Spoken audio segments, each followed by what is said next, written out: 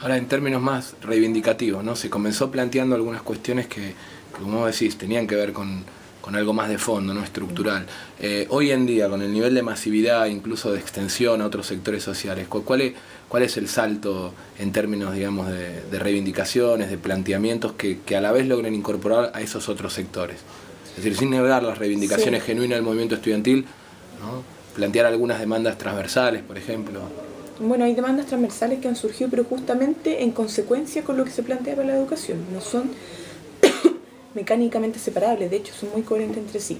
Cuando se plantea la reforma tributaria como solución al financiamiento de la educación, pero entendiendo también que la educación no solamente constituye un derecho universal, sino que es una inversión social. Entonces toda la gente, toda la sociedad invierte en la educación a través del Estado, que recauda impuestos, para el desarrollo mismo cultural, social y material que requiere el país, que a través de la educación, de la generación de profesionales y técnicos, ¿cierto?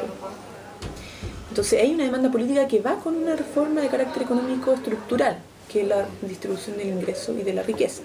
¿Y quién paga esto?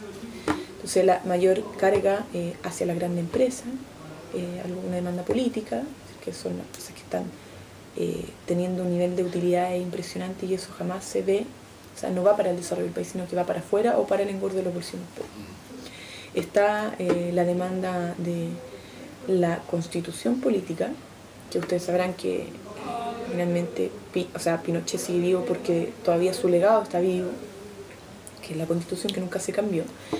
Y esa reivindicación efectivamente abarca todo, o sea, el cuestionamiento de la institucionalidad política, la reforma de carácter democratizador que requiere el funcionamiento político de nuestro país y además que implica un nuevo rol del Estado para con tanto el ámbito productivo como otros ámbitos, ¿sí? Cómo el Estado puede de alguna manera organizar de mejor la sociedad, tanto en el ámbito productivo, cultural, político, para que exista mayor igualdad general. Y eso implica mejor distribución de la riqueza, mejor distribución del poder, tanto mediático, de los medios de comunicación, como el poder político directamente. Y esa reivindicación es como la que da mayor proyección política al movimiento. Es transversal porque involucra a los ambientalistas, a los trabajadores, a los funcionarios públicos, a las familias, a los abuelitos, por el tema del rol del Estado con previsión, por ejemplo, etc. Y eso, de alguna manera, es algo que está incipiente. O sea, es parte del despertar de la sociedad chilena, pero falta mucho por avanzar en fortalecimiento de la participación, de la organización y de la discusión para que realmente se genere un poder constituyente. Porque demandarlo en Chile hoy es muy apresurado para la maduración del movimiento.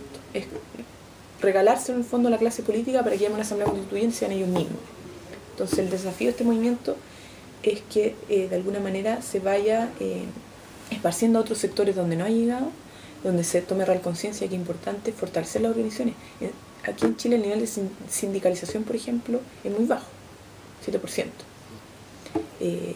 La organización estudiantil, que hoy día con este movimiento, por ejemplo, se ha fortalecido, no fortalecido, se está creando recién en el ámbito privado, por ejemplo. Y eso va a ser proyectable de aquí a 2 o 3 años para que esté realmente fortalecido. Entonces, generar un espacio de organización, de fortalecimiento de esta y discusión para que realmente de las bases de la sociedad chilena surja una propuesta, o de un porcentaje mayoritario surja una propuesta de una nueva constitución política.